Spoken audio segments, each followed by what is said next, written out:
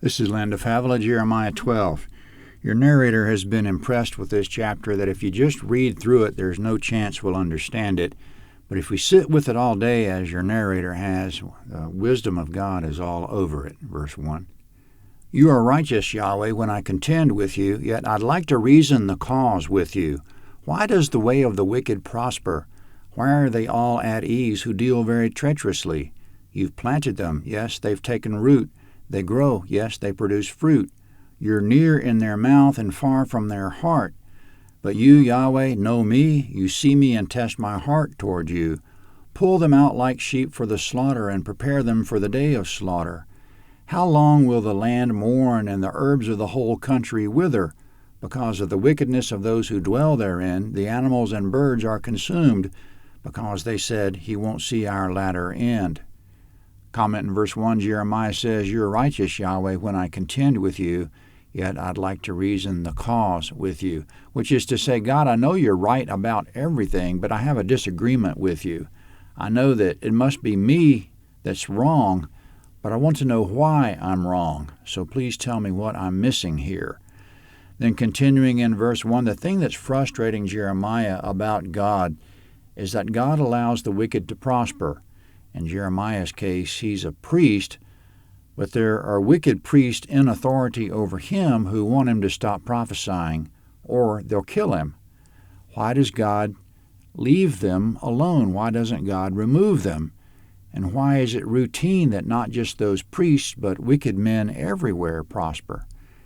Jeremiah's thinking, why go to all this trouble prophesying when God could easily take care of the situation by removing wicked men from leadership? God steps in, boom, boom. He replaces the wrong leaders with the right ones. Judah is all of a sudden on the right track, and Jeremiah doesn't have to deal with any death threats. And verse 4, the whole land mourns, the herbs of the whole country wither, and so on, which is all to say the whole land suffers because of wicked men in high places. Wouldn't it be simple for you to just take care of it, God? And in verse 4, the wicked say Yahweh won't see their latter end, which is to say they don't believe Yahweh sees, and they don't think they'll ever have to deal with him. Coming up, Yahweh will answer the question. To start, verse 5, if you have run with the footmen and they have wearied you, then how can you contend with horses?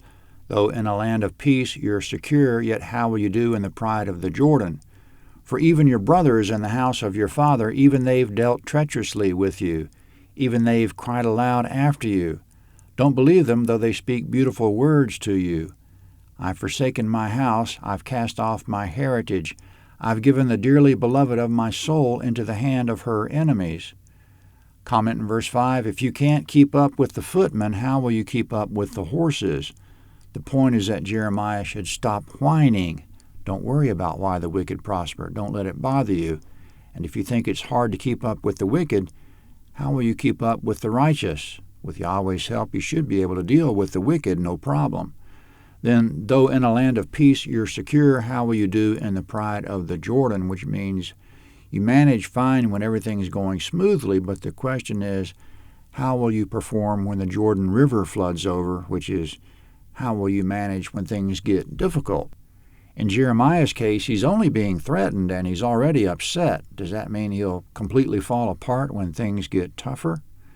So Jeremiah's thoughts should be, number one, I'm not going to let anything upset me or stop me from speaking the word.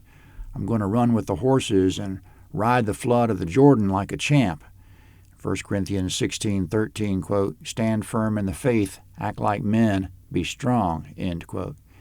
In verse 6, your brothers have dealt treacherously with you, which means your relatives, the priests who live in Anathoth, have dealt treacherously with you.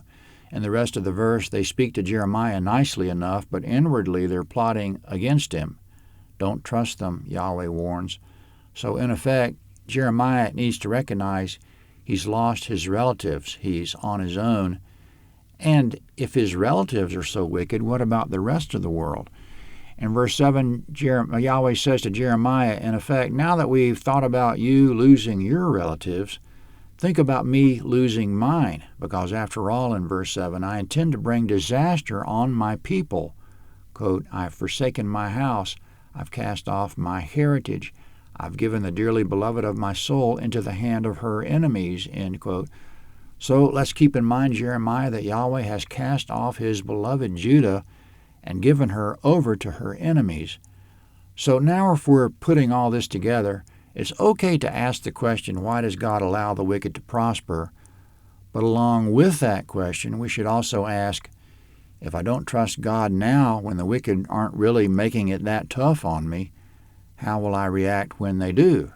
And secondly, we should recognize that yes, men suffer at the hands of evil men, but what about God? He suffers too. The wicked are his family that have rejected him. So let's not expect God to snuff them out right away. Let's give him some time to work with them. Jeremiah understands what it's like to have his family in Anathoth deal treacherously with him, so he ought to understand what it's like for God's family to deal treacherously with him. It's not God's idea to slap down the wicked right away. He treats them as gently as possible and has patience with them, holding out the possibility that the wicked will return to him, their beloved family. He never wants to get to the point with anybody like he's getting with Judah that he'll have to cast them off. So as God is patient with the wicked, so we should be patient with the wicked. Let's think about it from God's viewpoint. Now, more about Judah. They're God's heritage. By heritage, he's speaking of Plan A, which was that Judah would be his forever, but Plan A isn't working out. Verse 8. My heritage has become to me as a lion in the forest. She has uttered her voice against me. Therefore I have hated her. Is my heritage to me as a speckled bird of prey? Are the birds of prey against her all around? Go, assemble all the animals of the field, bring them to devour. Comment in verse 8, Yahweh says, Judah has roared against me like a lion, therefore I have hated her. And in verse 9, is my heritage a speckled bird of prey? To a modern Westerner, a bird of prey is majestic, but by the law of Moses, a bird of prey was detestable, Leviticus 11:13. To Yahweh, Judah is a detestable speckled bird of prey. In verse 9, that wild animal of a bird, Judah, has attacked Yahweh, but ironically, she's surrounded by other birds of prey that would attack her. Those are the surrounding nations. Yahweh says she acted like a wild animal that wanted to devour me, so I'm calling an assembly of every wild animal to come devour her. This is all in further answer to Jeremiah, Yahweh saying that he won't allow the wicked to prosper forever. He'll snuff them out. Jeremiah's instinct in verse 1 was that Yahweh should snuff them out, and he was correct in that instinct. It's just that his timing was a little off. God's more patient with the wicked than Jeremiah is. Speaking of the wicked leaders that have destroyed Judah, verse 10, many shepherds have destroyed my vineyard. They've trodden my portion underfoot. They've made my pleasant portion a desolate wilderness. They've made it a desolation. It mourns to me, being desolate. The whole land is made desolate because no one cares. Destroyers have come on all the bare heights in the wilderness, for the sword of Yahweh devours from one end of the land even to the other end of the land. No flesh has peace. Comment in verses 10 and 11, the shepherds are the leaders. They've destroyed the land. No one cares about losing Yahweh, but in losing him, they lose the land, because it's axiomatic the wicked can't be allowed to prosper. Everyone knows that by instinct, but Judah takes no thought of it.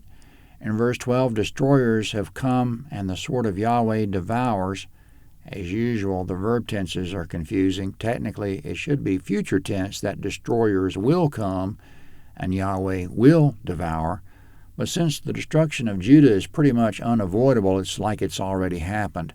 The present tense in verse 12 conveys the idea that the destruction is already an established fact in Yahweh's mind. It's commonplace in the Bible that prophecies are in present tense because Yahweh's already sure that the event will take place. We do the same thing if we're ahead by 50 points with 1 second left on the clock. We say we win in the present tense because we're sure of the future outcome.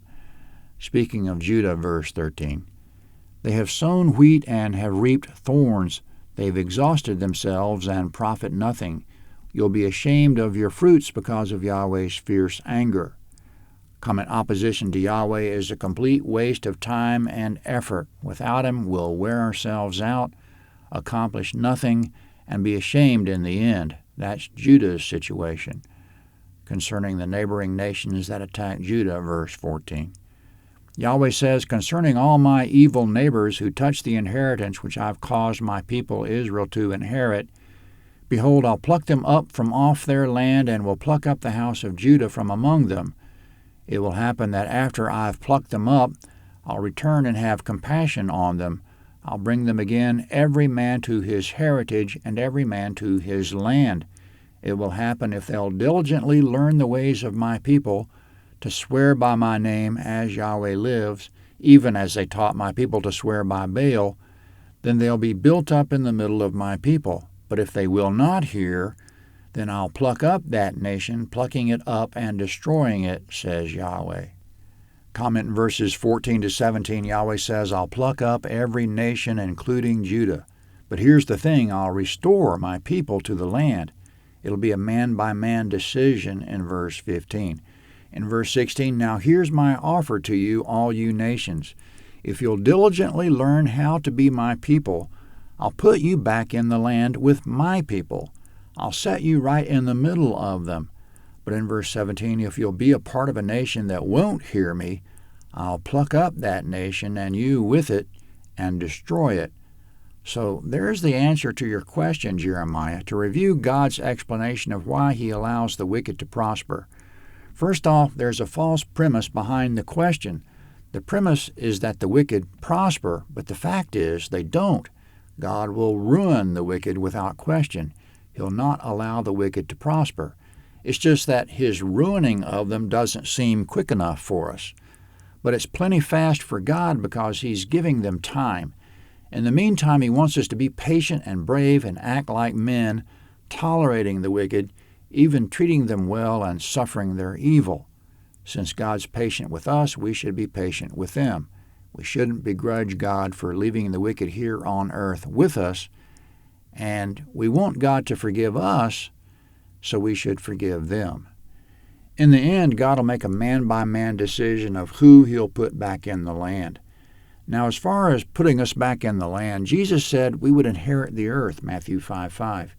This gets us into the concept of the millennium, which is that in the end times, God will place His people in the promised land and be king over them, directly present with them. We'll participate in that on a man-by-man basis if we diligently learn how to be God's people, according to verse 16. Jeremiah 13 is next.